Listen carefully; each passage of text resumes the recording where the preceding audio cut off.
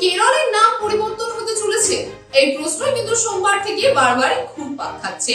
এর আগেও কিন্তু কেরলের নাম পরিবর্তন করার উদ্দেশ্য নিয়ে রাজ্য সরকার বিধানসভাতে একটি বিল পাশ করেছিল। যদিও সেই সময় কেন্দ্র সরকার কিন্তু কোনো সম্মতি দিয়েছিল না এই নাম পরিবর্তনে, যার ফলে কোন রকম ভাবে সেই নাম পরিবর্তন হয়নি। তবে এবার সেই বিলকে সংশোধন করে আবারও কিন্তু বিধানসভায় পেশ করা হয় এবং বিধানসভায় কিন্তু সেই বিল পাশ হয়। তবে কেরল কিন্তু প্রথম রাজ্য নয় যে কিনা তার নাম পরিবর্তন করতে চেয়েছে।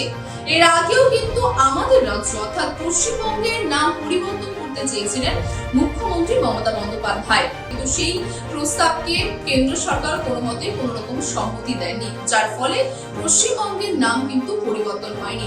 তবে কেরল রাজ্যে যে আবার নতুন করে কেরলের রাজ্যের নাম পরিবর্তন যে বিল পাশ হয়েছে, সেই বিল কেন্দ্রে পৌঁছানোর পরে কেন্দ্র কি জবাব দেবে সেদিকে নজর থাকবে আমাদের।